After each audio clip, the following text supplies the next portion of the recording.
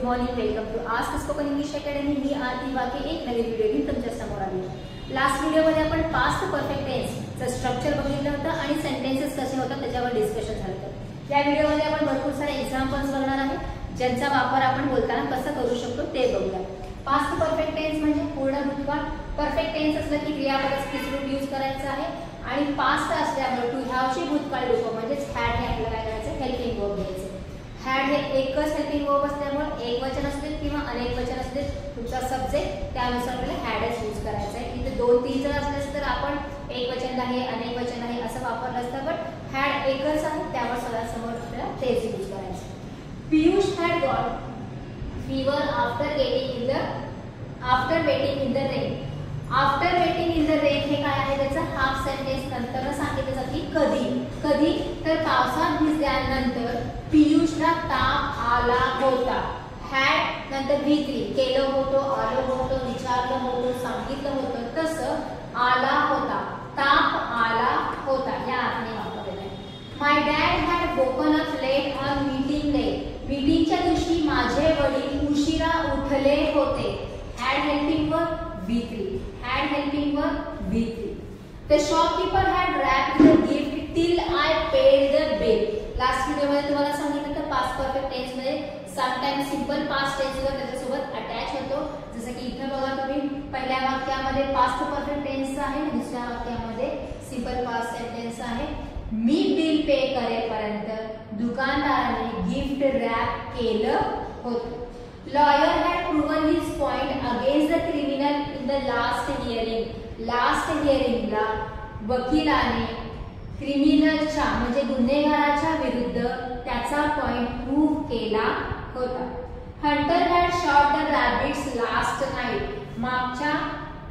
Last night काल रात्री हंटरने सशांची शिकार केली होती। शॉट टू शूट म्हणजे शिकार करणे, त्याचा सुरू झालेला आहे shot. Our teacher had written notes for us even in college holidays. कॉलेजच्या सुट्ट्यांमध्ये सुद्धा आमच्या टीचरनी आमच्यासाठी नोट्स लिहिले होते। The spy had chased the couple till getting the evidence. पुरावे मिळेपर्यंत हेर म्हटलं जातं स्पायला।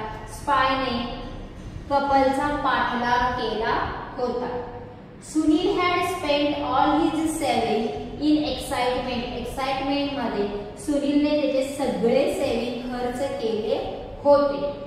माय uncle had forgotten his birthday till evening. संध्याकाळपर्यंत माझे काका त्यांचा वाढदिवस विसरले होते।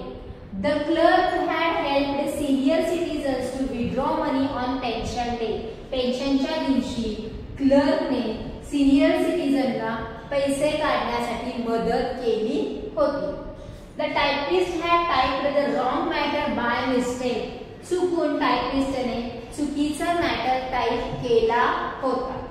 The fire brigade had extinguished the fire within 10 minutes. 10 मिनिटाच्या आत फायर ब्रिगेडने आग विझवली होती।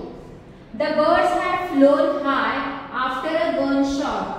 गनशॉट नंतर पक्षी उंच उडाले होते। The flowers had bloomed till morning. सकाळपर्यंत फुलं उमलली होती।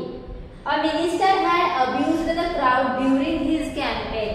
स्वतःच्या कॅम्पेनच्या दरम्यान मंत्र्याने गर्दीवर किंवा गर्दीला शिवीगाळ केली होती। आणि we had planted many trees before a rainy season. पावसाळ्याच्या अगोदर आम्ही खूप झाडं लावली होती। ह्याच्यामध्ये बघा सगळीकडे आपण टाइम घेतलेला आहे। रेनी सीझनच्या अगोदर, ड्यूरिंग हिज कॅम्पेन कॅम्पेनच्या दरम्यान, आफ्टर अ गनशॉट नंतर, विदिन 10 मिनिट्स 10 मिनिटाच्या आत, पेन्शन डेच्या दिवशी, टिल इव्हनिंग संध्याकाळपर्यंत, ऑन मीटिंग डे मीटिंगच्या दिवशी, त्याच्यानंतर पावसात भिजल्यानंतर, बिल पे केल्यानंतर, लास्ट हिअरिंगला, कॉलेजच्या सुट्ट्यांमध्ये, त्याच्यानंतर टिल गेटिंग द एव्हिडन्स म्हणजे हे सगळे काय आहे, टाइम आहे की कधी ती क्रिया झालेली आहे सांगण्यासाठी वापरलेला आहे। हॅड सोबत V3 वापरलेला आहे, गेटचं झालेलं आहे गॉट, आला होता, उठले होते, गिफ्ट रॅप केलं होतं, सिद्ध केलं होतं, लिहिलं होतं, ह्या सगळ्या गोष्टी आपण पास्ट परफेक्ट मध्ये वापरतो. असे कोणकोणते सेंटेन्सेस आहेत जे बोलत असताना आपण वापरतो त्याची लिस्ट करा. As usual right in Marathi in English.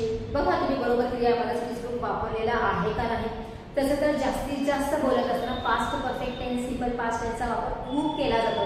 जर तुम्ही स्वतःच्या बोलण्याकडे किंवा कोणी बोलत असेल तर त्यांच्याकडे जर लक्ष दिलात ना तर पास्ट परफेक्ट टेन्सचे सेंटेन्सेस तुम्हाला मराठीमध्ये किंवा हिंदीमध्ये जे तुमची मदर टंग आहे त्याच्यामध्ये ऐकू जास्त. मग फक्त तुम्हाला ते काय करायचं आहे रिप्लेस करायचं आहे इंग्लिशमध्ये.